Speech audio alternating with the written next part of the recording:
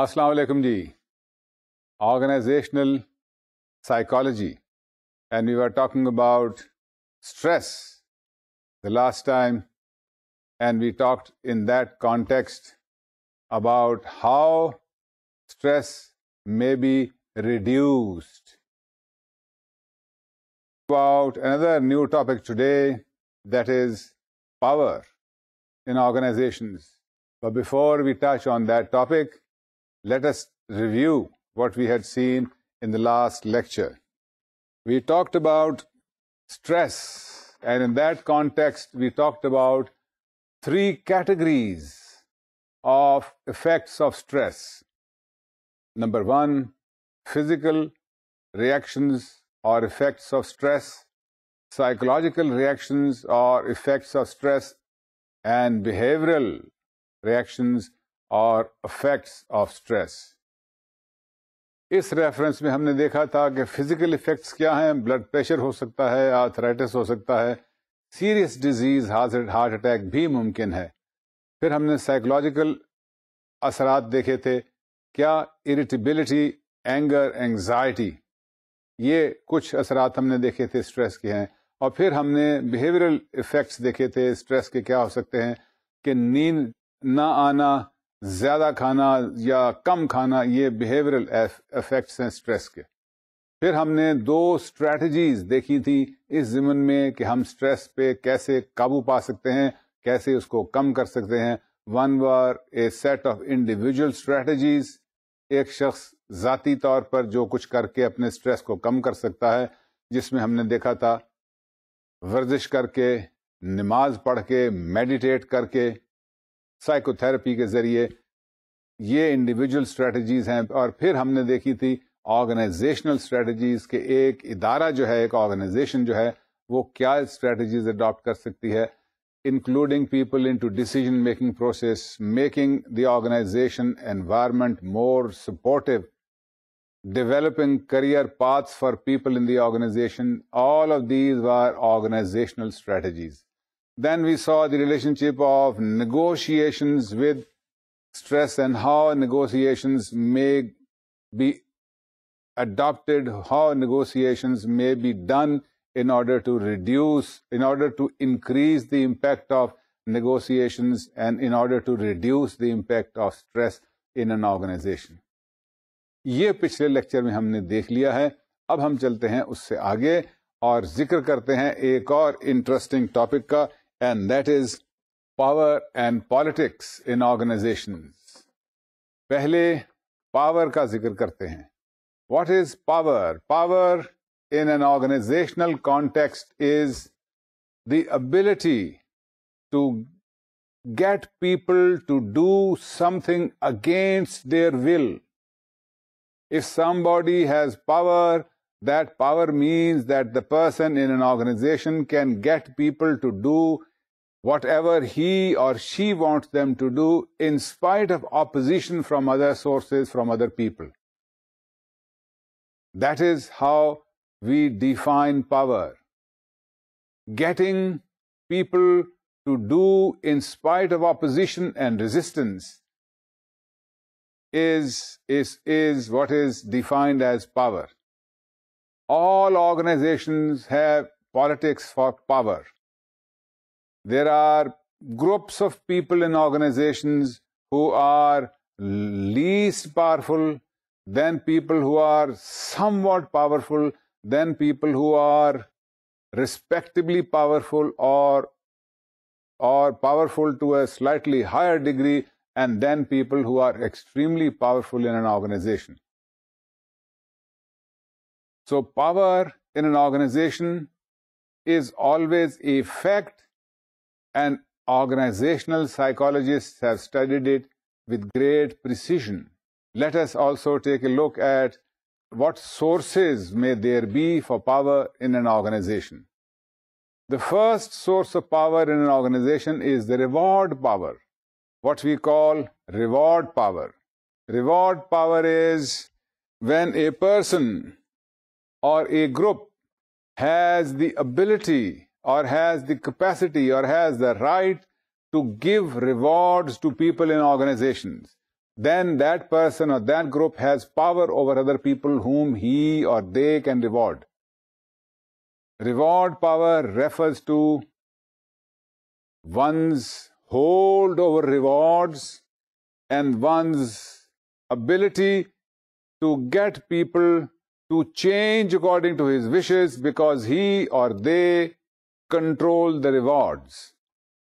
The board of directors controls the reward in terms of pay and privileges that the board of directors can give to its employees, to its managers or general managers. So the head of the board of directors, the chairperson of the board of directors would be very powerful because he or she has reward power. He or she controls rewards of people, and that is the source of power for him or her. That is first source of power. The second source of power is what's called coercive power. The ability that a person has to create fear in people, the ability that a person or the right that a person has to give out punishments in an organization is what is called coercive power. If a group or a person can inflict or can give punishment to other people in organization, then that person or that group has what is called coercive power.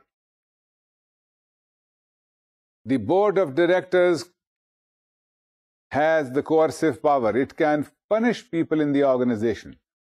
The MD has power because the MD or managing director has coercive power. It can punish people for not working the way he or she wants them to work.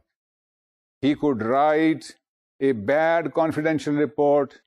He could help to curtail the pay. He could help to freeze the pay. He could hold back certain benefits from the employees. And those are various types of punishments.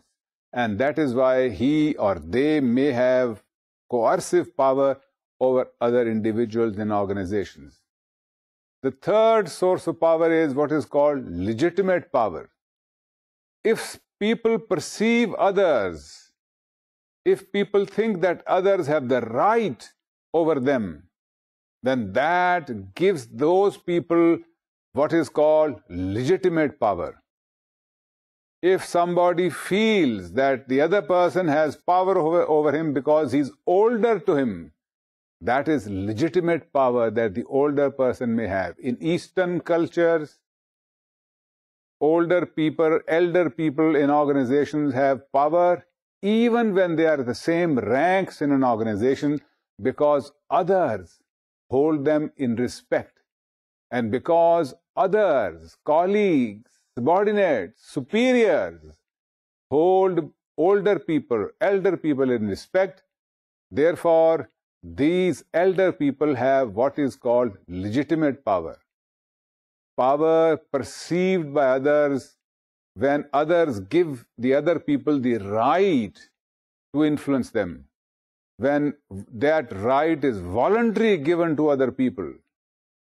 In our culture, as I said, elders, older people are voluntarily given this right to have power over younger people, and that is an example of legitimate power. That is another source of power in an organization. The fourth source of power in an organization is what is called referent power. Referent power is when people in an organization give power to the other person because they like him, because they appreciate him, because they have respect and admiration for him. In the general society, models are people who have referent powers. Movie actors are people who have referent powers. Cricketers have referent powers. Athletes have referent powers. These are examples of referent powers where people, because of one reason or the other, like and appreciate and admire the other person. That admiration, appreciation gives the other person the power over somebody whom they admire. That is an example of referent power. एक और power जो है जिसको हम organisation में या जिंदगी में देखते हैं, that is called expert power. Somebody has power in an organization or in life because he or she is expert in a certain area.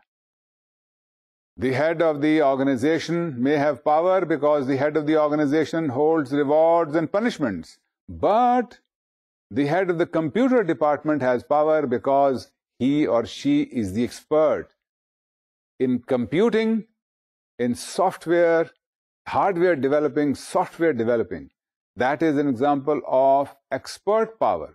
Expert power is when somebody has power over other people because of his or her expertise, his or her excellence in the job that he or she can perform. A good cricketer has power over his teammates because of his expertise. A person who is a financial wizard in an organization, who is good at finances, has power over the other people because he is expert in finances. Somebody who is an excellent software developer in an organization has power over others because he can dabble in computers and make up new and novel programs in computers to perform tasks. These are all examples of expert power. What have we talked about? We have talked about 5 sources of power. जरा जहन में लाइए आपके कौन कौन से वो 5 sources हैं. Number 1, reward power. जब एक शख्स दूसरे को रिवॉर्ड करने की कुवत रखता है, that is power. Number 2, coercive power, जब वो पनिशमेंट देने की कुवत रखता है. नंबर 3, लेजिटिमेट पावर, जब लोग समझते हैं कि वो काबिल इज्जत व तकरीम है. Number 4, referent power, when somebody is liked और admired, that is referent power. And number 5, expert power, when somebody has expertise in his or her area of functioning in an organization, that is expert power. तो ये 5 sources हैं power के organizations में. Organizations जो हैं, इन 5 sources की वजह से उसमें लोगों में पावर है. अगर कोई शख्स पावर हासिल करना चाहता है तो इन 5 सोर्सेज में से कोई एक सोर्स पे उसको काबू करना होगा, अपनाना होगा. हम इसका जिक्र आगे चल के करेंगे. How to attain power in an organization. But for the time being, just understand that these are, some psychologists have identified these 5 sources of power in an organization. अब इससे आगे चलते हैं. Let us take a look at various kinds of power. क्या power की kinds भी हो सकती हैं? क्या ख्याल है आपका? जी हां, बिल्कुल. Organizational psychologists have identified 2 kinds or 2 types of power. What they call negative power and what they call positive power. पहले positive power का जिक्र करते हैं. Positive power is that where a person or a group has power over others and he or she uses that power for the advantage of everybody concerned. That is an example of positive power. Positive power is that people are experts or people hold rewards or punishments or people are considered to be someone who have power over others.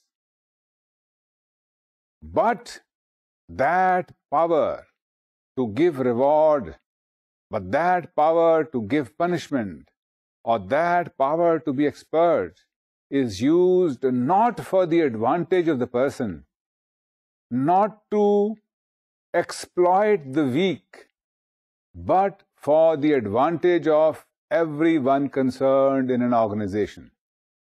That is an example of positive power. If power, in other words, is used, if power can be exploited for the general good of the people in an organization, that is positive power.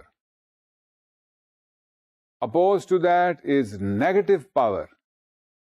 When people have power in an organization, such as the power to give rewards, or the power to give punishments, or the power to be expert in certain fields, but then use that power for limited personal ends, personal gains, or gains for a limited group of people in an organization, that is negative power.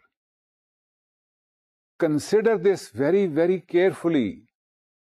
जो मैंने गुजारिशात की negative power के बारे में, जरा उस पे गौर कीजिए.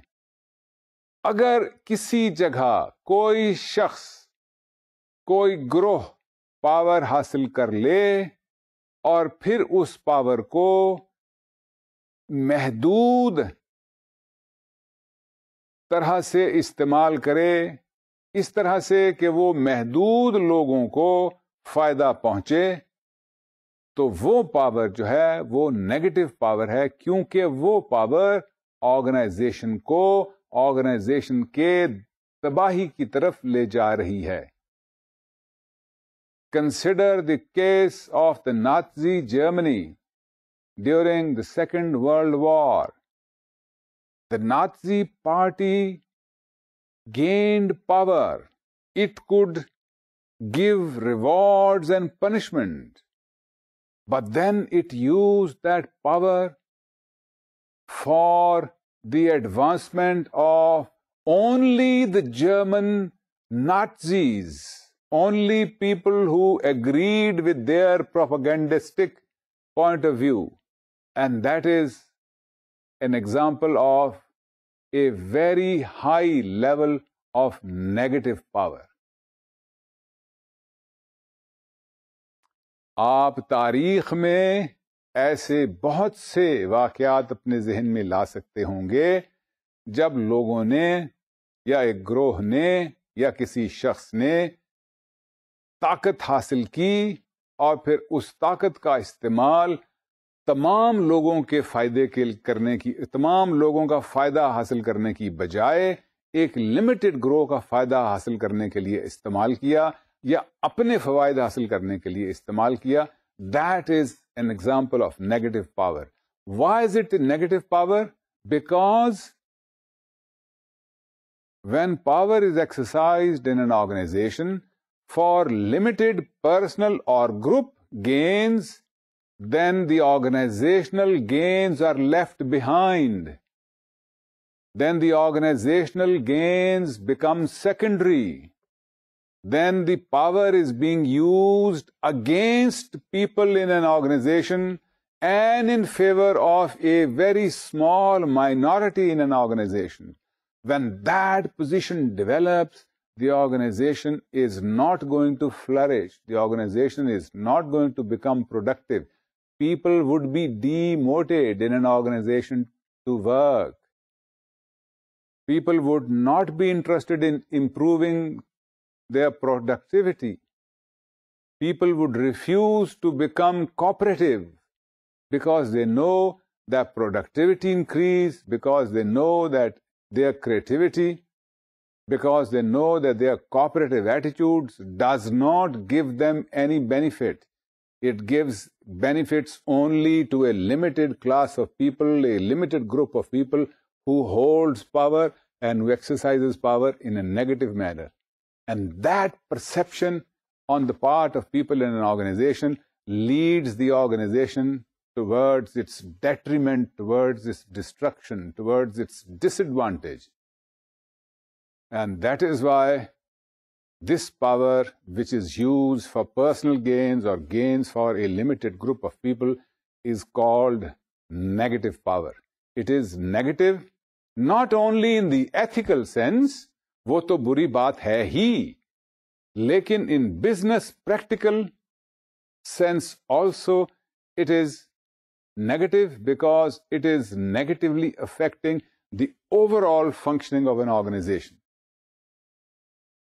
this is what is to be clearly understood, that power is not good or bad in its own self if it is used for the attainment of limited, personalized goals, then it is a negative power. And if it is used for the advantage of a large number of people in an organization, if it shows concerns for other groups and society in general, then it is positive power. Research shows that those leaders, those managers, those supervisors who use power in a positive manner are more successful than those leaders and supervisors and managers who use power in a negative manner. And that is why we say that power is a very, very important topic in organizations, but it must be very carefully weighed as to how power is being used. Is it being used for the advantage or disadvantage of the majority of people? If it is used for the advantage of majority of people, it is positive power. Then it will take the group, take the organization at a higher plane, towards a higher plane. And if it is being used for the advantage and for the fulfillment of a small group of people, then it would be negative power, then it would be detrimental for the organization as a whole. Keep this in mind. Let us go forward to this and let us see another factor that is related to power in organizations. We normally talk about a factor related to power in organization, a factor called influenceability. Influenceability is one's capacity to be influenced by other people. There are people, research shows, in the world who are more influenceable, and there are people who are less influenceable. There are people who are influenceable, and there are people who are not influenceable. There are people who can be easily influenced, and there are people who it is difficult to influence. Influenceability is almost like a character trait. Some people are more influenceable, can be easily influenced, and some people are less influenceable. It is difficult to influence them. In an organization, influence and power are closely related. Consider this scenario. If an organization has people who are highly trained and educated and experienced, would it be easy for a group or a person to exercise power over them? Consider another scenario. There is an organization where people are not experts in their fields, not very well trained, not very well educated. Would it be easy in that kind of an organization for somebody to exercise power over them? What do you think? Yes, you think right. In the first instance, when people are educated, trained, independent, they are less influenceable, so for anyone to exercise power over them would be difficult. In an organization where people are less trained, less educated, less experienced, it would be easy for a group or a person to have power over them.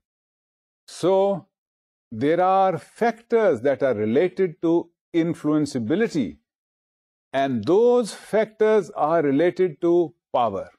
Let us take a look at those factors. Number one, personality factors. People who are anxious are easy to influence. People who have high level of anxiety, जिनको तशवीश ज़्यादा हो, they are easy to influence. So if there is a high level of anxiety in a group or in an organization, people would be more influenceable in that organization. It would be easy for somebody to exercise power over them. Conversely, if anxiety is created, if uncertainty is created, then of course people would become more influenceable, and it would be easy for somebody to exercise power over those people. That's one personality factor. Another personality factor is what we call ambiguity intolerance. There are types of people who would tolerate ambiguity in an organization. Ambiguity का मतलब अभाम, career से मुतल्लिक, role से मुतल्लिक, अपने दूसरे लोगों से ताल्लुकात से मुतल्लिक अभाम. Lack of clarity is ambiguity. Some people can live with that. Some people are not bothered by ambiguity. Others are bothered by ambiguity. Now, those people who are bothered with ambiguity, or in other words, who do not tolerate ambiguity or are ambiguity intolerant, those people are easy to influence. Influenceability is thus related to ambiguity intolerance, and if there is high level of ambiguity intolerance in an organization, it is easy for somebody to exercise power over such people. That's another personality factor. एक और factor जो है that is related to influenceability is the factor of dependence. कुछ माशरे ऐसे हैं जिनमें लोगों में डिपेंडेंस ज्यादा होती है. कुछ माशरे ऐसे हैं जिनमें लोगों में डिपेंडेंस कम है. कुछ लोग ऐसे हैं जिनमें डिपेंडेंस ज्यादा है. कुछ लोग ऐसे हैं जिनमें इंडिपेंडेंस ज्यादा है. Those people who are high on dependence are more influenceable.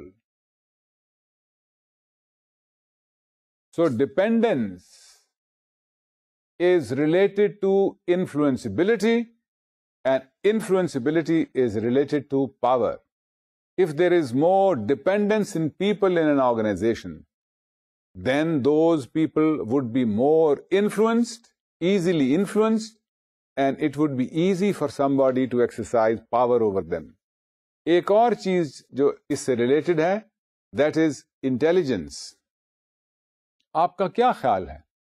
क्या ज्यादा ज़हीन लोग इन्फ्लुएंसेबल होंगे, या वो लोग जो निस्बतन कम ज़हीन हैं, या वो लोग जो मिसाल के तौर पर कुंद ज़हन हैं? अगर हम इन तीन किस्म के लोगों का आपस में मुकाबला करें, जो बहुत ज़हीन हैं, जो कम ज़हीन हैं, यानी औसत दर्जे की जहानत है जिनकी, और जो जिनकी जहानत औसत दर्जे से कम है, या वो कुंद ज़हन है, आपके ख्याल में कौन से ज्यादा इन्फ्लुएंसेबल होंगे? आपने ठीक अंदाजा लगाया, वो लोग जिनकी जहानत कम है वो ज्यादा इन्फ्लुएंसेबल होंगे. उन पे असर आसानी से किया जा सकता है. इसलिए ऑर्गेनाइजेशन में if there is general low level of intelligence, if there are less people who are highly intelligent, then such people would be easily influenceable. Low intelligence is related to influence, and therefore people with low intelligence are easily influenced. If an organization has those kinds of people, then it would be easy for somebody to have power over such people. Another factor, what do you think about sex and influenceability? Do you think males are more influenceable, or do you think that females are more influenceable? What do you think? Well, worldwide research shows that females are more influenceable. If there are more females in an organization than males, if there are more males in an organization than females, then the first organization, then the first group of people is more influenceable, it is easy for somebody to exercise power over the first organization, and it will be difficult for somebody to exercise power over the second kind of organization. We have seen that sex is related to influenceability, such that women are generally more influenceable and men are generally less influenceable. इससे मेरी मुराद ये बिल्कुल भी नहीं है कि औरतों की, ख़वातीन की कोई तज़हीक का पहलू निकाला जाए. ये इसमें तज़हीक का पहलू नहीं है, क्योंकि बहुत सी ऐसी चीज़ें हैं जिसमें औरतें जो हैं वो मर्दों से बहुत हद तक बेहतर हैं.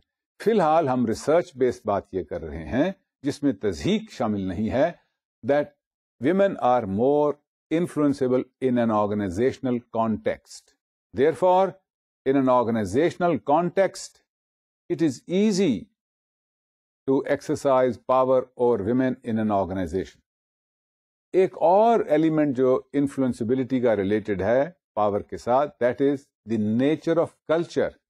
हमने कल्चर पढ़ा था और उस ज़िमन में हमने आपको बताया था that we distinguish between various types of culture. We know, for instance, that Eastern people in the Eastern cultures are more influenceable than people in the Western culture. क्या ख्याल है आपका? क्या ये बात दुरुस्त है? और अगर आप समझते हैं कि ये बात दुरुस्त है, तो आपका क्या ख्याल है? ये क्यों दुरुस्त है? क्या ईस्टर्न कल्चर वाले लोग इंटेलिजेंस में कम हैं या वो एंक्शस ज्यादा हैं? ऐसा नहीं है. फिर क्यों ये हमें दिखाई देता है कि ईस्टर्न कल्चर वाले लोग जो हैं उनमें इन्फ्लुएंसिबिलिटी ज्यादा है? और ये तहकीक पे बेस्ड बात है, ये अंदाजा नहीं है ये किसी का, ये तहकीक से पर बेस्ड बात है that people belonging to Eastern cultures are more influenceable than people belonging to Western cultures. Now, why would that be? Because in the Eastern cultures, elders are given power. They are respected.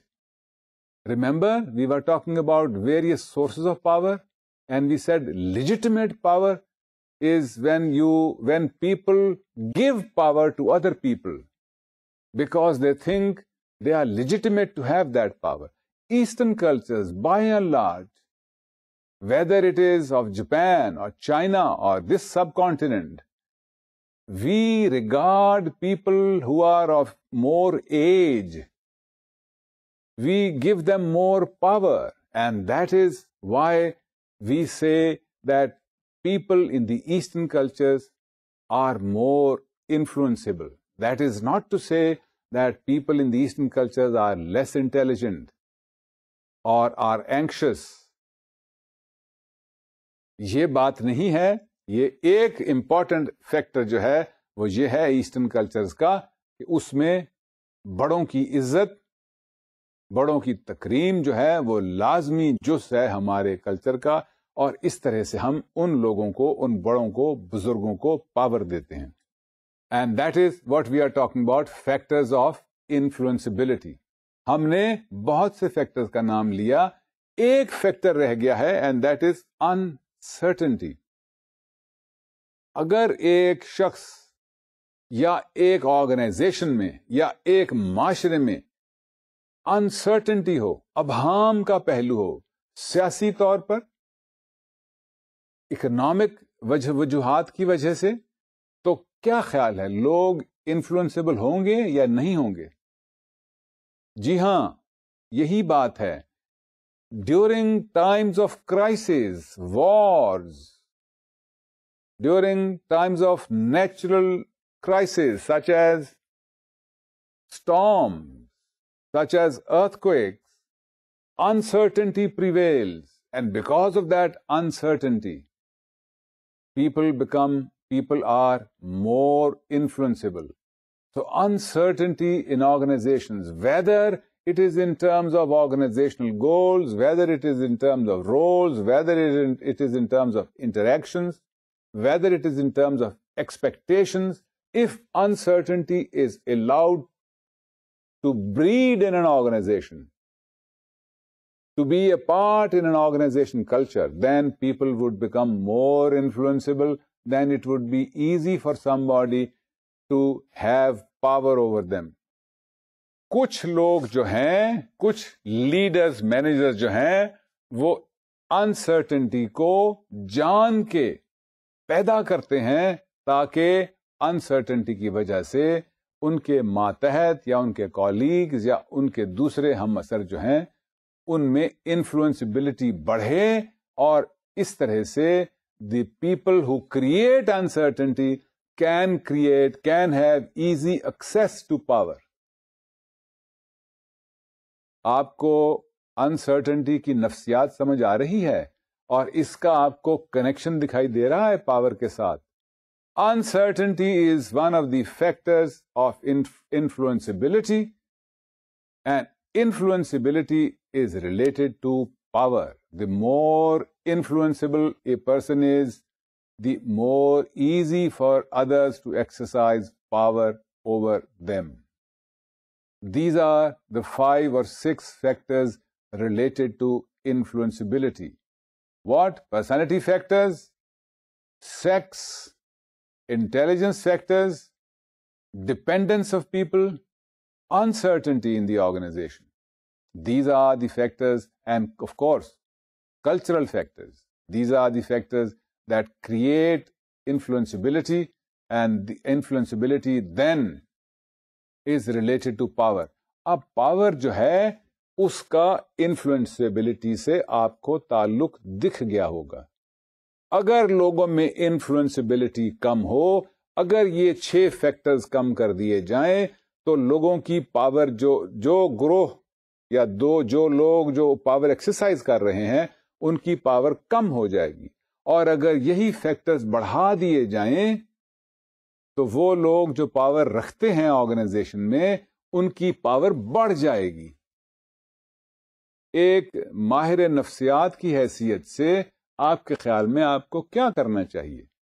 इन्फ्लुएंसिबिलिटी के factors बढ़ाने चाहिए ताकि organisation में लोग power आसानी से दूसरों पे आजमा सकें, दूसरों को कंट्रोल कर सकें, या इन्फ्लुएंसिबिलिटी के फैक्टर्स जो हैं उनको कम करना चाहिए ताकि लोग जो हैं, जो ग्रोह जो उन पे पावर रखे हुए है वो पावर उनकी कम हो जाए. आपके ख्याल में क्या करना चाहिए? इसका ताल्लुक, आपने सही अंदाजा लगाया, इसका ताल्लुक इस अमर से है कि क्या पावरफुल लोग जो हैं वो नेगेटिव पावर इस्तेमाल कर रहे हैं या पावर को पॉजिटिव अंदाज में इस्तेमाल कर रहे हैं. आपको याद आया होगा कि नेगेटिव पावर वो पावर है जो एक ग्रोह मखसूस मकासद के लिए इस्तेमाल करे, for narrow limited personal ends. That is negative power, because then the welfare of the people in the organization is left behind, and then welfare of only a small group of people is of prime importance. That is negative power. And positive power is when power is used for the welfare of a large majority of people in the organization. So when power is being used in a positive manner, then you as organizational psychologists want to increase the influenceability, because then you want power to have more and more effects which are positive for everybody concerned. So you want that people should be influenced, so that people should give in to power, so that more and more advantages come to the individuals, to the groups, to everybody in organization. On the other hand, if the power is being used in a negative manner, then you want to decrease the influenceability of people in the organization. इसलिए कि फिर वो अगर इन्फ्लुएंसेबल नहीं रहेंगे, अगर फिर वो इंडिपेंडेंट हो जाएंगे, अगर फिर वो एम्पावर्ड हो जाएंगे खुद, तो फिर वो इन्फ्लुएंसेबल नहीं रहेंगे, फिर उन पे पावर एक्सरसाइज करना आसान नहीं रहेगा. और इस तरह से नेगेटिव इफेक्ट जो हैं पावर के, उनको कर्टेल किया जा सकता है, उनको कम किया जा सकता है, उनको डिस्करेज किया जा सकता है, उनको खत्म किया जा सकता है. And that brings us to this other aspect of power, in organizations, and that is empowerment. Empowerment is employees or people's perception of their own power in an organization. Empowerment is the distribution of power over various levels, over various parts of an organization. That is empowerment. If people feel in an organization that they have power to contribute to decision making in an organization, then people have empowerment. Employees' perception of their own power is an example of empowerment. If people with power use that power to give power to the other people in the organization, that would be an example of empowerment. And what does research show in this context? What is the relationship of empowerment with organizational psychology and organizational development and organizational growth? Is there a connection? Yes, there is. Research shows that empowerment is related to innovation. Innovation means being creative in one's job, having the ability, having the desire to do new experiments which are helpful for performing a job, helpful for the organization. Empowerment is related to innovation. It increases innovation. The more people feel that they are powerful in an organization, the more innovative they are. They discover new, different, novel ways of performing their functions. And those different, novel ways are creative ways. They facilitate the growth of the organization. And that is why empowerment is a good thing to have, because it leads to innovation. Another thing that research has shown is that empowerment is related to cooperation. If people feel that they are powerful in an organization, that they are part of the decision-making process of the organization, that the success of the organization is their own success, then they are more cooperative with other people, with other departments, with other groups. If they are more cooperative with other departments, other groups, then that means there is less conflict.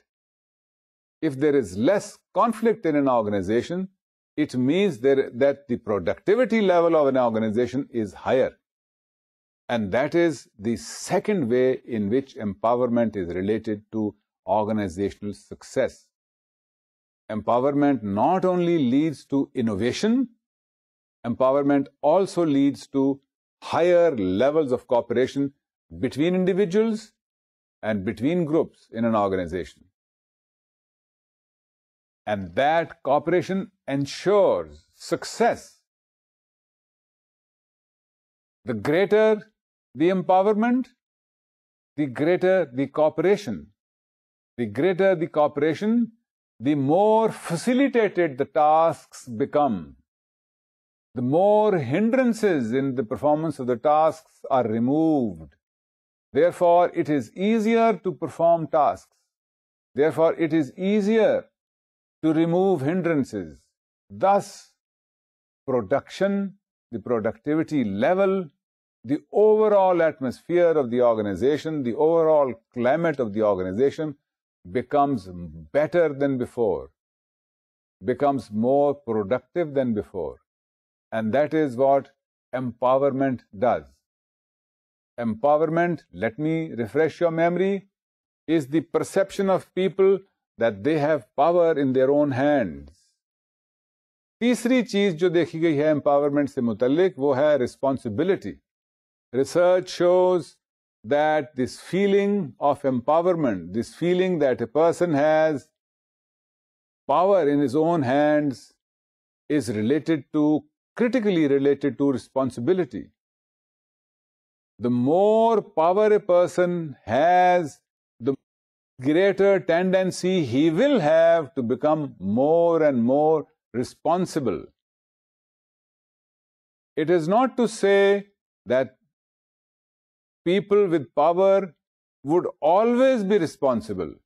Not necessarily, but the probability of responsibility with empowerment increases. As more power is given to individuals or groups and organizations, the responsibility that comes with it also increases. Therefore, people become more responsible.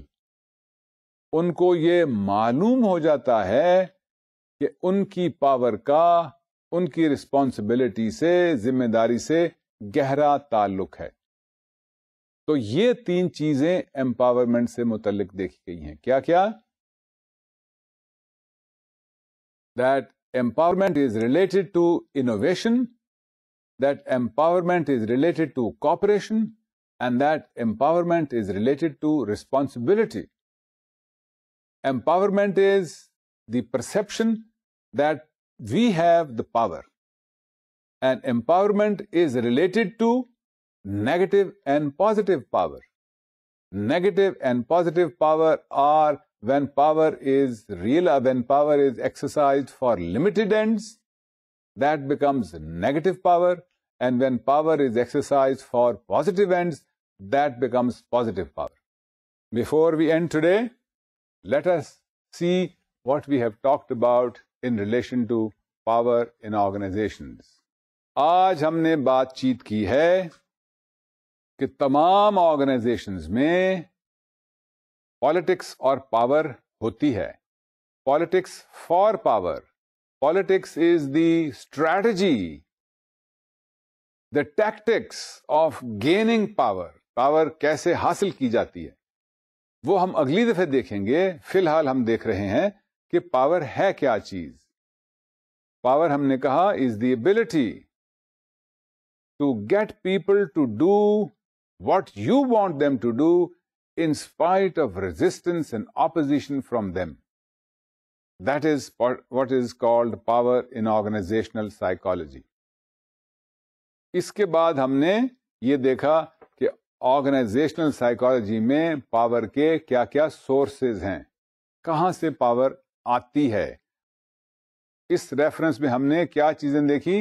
Number 1, that power comes from what is called reward power. कि अगर एक ग्रोह के पास या एक शख्स के पास reward देने के मौके मौजूद हैं, if rewards are controlled by a person or a group of persons or a group of people in an organization, then they have what is called reward power. Then we have the second source of power, which is coercive power. Coercive power is if somebody or a group of people have the capacity to give punishments. That would be an example of coercive power. Then we talked about legitimate power. When people consider somebody else, a person or a group of people, to be the source of power, that is an example of legitimate power. Then we saw what is called referent power. Referent power is when individuals voluntarily give power to other people whom they admire, whom they like, whom they have affection for, whom they have love for. They give power to those people, and that is an example of referent power. And then we talked about the last type of power, which is the expert power. When somebody has expertise in a certain task, somebody who's extremely good at softwaring, somebody who's extremely good at financing, somebody who's extremely good at cricketing, somebody who's extremely good at commentating, somebody who's extremely good at playing badminton or tennis. These are all examples of expert Experts have power in an organization because of their expertise. They can perform a task much better than others, and that gives them power. Then we talked about the relationship of two types of power, negative and positive power.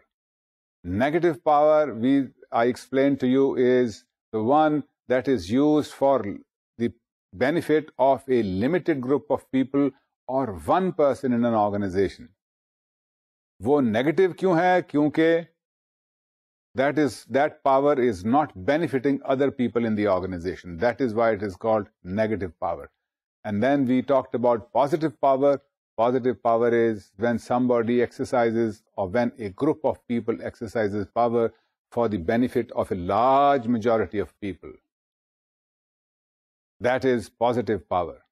Then we talked about the relationship between influenceability and power. And we saw that influenceability is the capacity on the part of people to get influenced. और इसमें हमने इन्फ्लुएंसिबिलिटी के बहुत से factors देखे, जिनमें एक factor था, याद आया आपको, डिपेंडेंस का, एक फैक्टर था अनसर्टेनिटी का, एक फैक्टर था सेक्स का, एक फैक्टर था कल्चर का. ये तमाम फैक्टर्स जो हैं ये हमने देखे, which are related to influencibility. If more factors are present, more of these factors are present in an organization, people in that organization would be more influenceable, and therefore it would be easy for other people or a group of people in an organization to exercise power over them. और आखिरी चीज हमने देखी थी empowerment. Empowerment is people's realization that they themselves are powerful. And then we saw that empowerment, their realization, their perception is related to innovation. They innovate better. It's related to responsibility. ये जो चीज़ें हैं ये हमने power से related organisational psychology में मुख्तलिफ तजुर्बात और ऑब्जर्वेशंस के ज़रिए देखी हैं.